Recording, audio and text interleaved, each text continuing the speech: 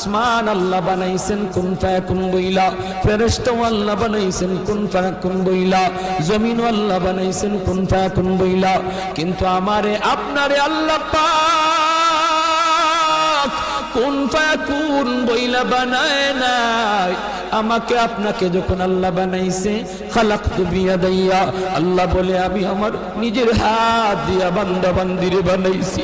কারণ এই চেহারার মধ্যে এত দামি কপাল, ওই কপাল দিয়া বান্দা আমার কুদরতি কদমে সাজদা দিবে।